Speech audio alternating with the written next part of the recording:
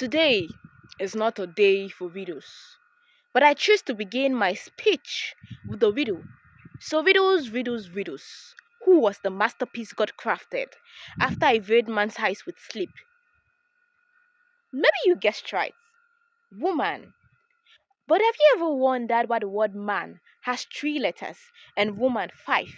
And five is a number of grace. Grace is not something we take lightly, it comes with responsibility, purpose, and power. So, woman, you are graced. Graced with beauty and wisdom. Graced with strength for your strength and not always physical. Graced with a physical womb and a spiritual womb that bed forth reality. Graced to be a gateway from eternity to time.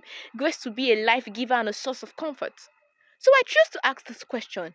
Dear woman, who are you? The scripture reveals you as a vital part of God's creation, not just a companion, but the reflection of His own image. Woman, you are not defined by societal expectation or limitation, but by your inherent worth as a child of God. I know that the word sees women as weaker vessels, but woman, God has endowed you with unique qualities.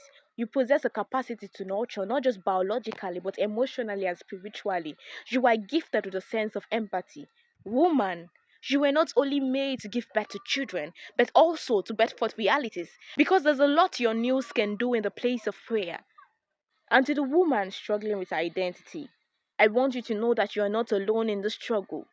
The world might try to tell you you are not enough, but God says you are wonderfully and beautifully made. The world might try to fix you into boxes that feel too small, but your true identity lies not in the flexing opinion of others, but in the truth of who God has created you to be. You were created in the image of God. Do not be afraid to express yourself, to shine your light as a light that you are. Your identity is not something to be hidden or to be ashamed of. It's something to be celebrated. Your identity is not something you have to earn, prove, or strive for. It's a gift, freely given unto you by God. So when doubts cloud your mind, when you feel lost or confused, turn to God. He is your creator, your father, your guide. He knows you better than anyone else. He will lead you on the path of purpose and truth.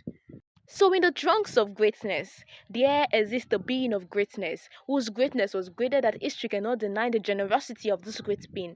This great being is as lovely as the dawn, as beautiful as the moon, as bright as the sun. It was like when God was creating this being, He took all the precious virtue and put it in this being. I know right now, because of my switch in speech, numerous questions are risen in your mind like an athlete, with a speed measured by your facial expression. And from what I sensed you all gasping from thought to thought, wondering, who is this great being? And this great being is no other person than you, woman. Obìnrin, gbé orí sókè, put on your garment as a wonders that you are, as astounding as you are, as a mother that you are, as anointed that you are, as a nation builder that you are. Rise not as a shadow, but as a sun. Rule your word like Lo says, not with low self-esteem, but with confidence in His word, for you can do all things through Abba, who strengthens you.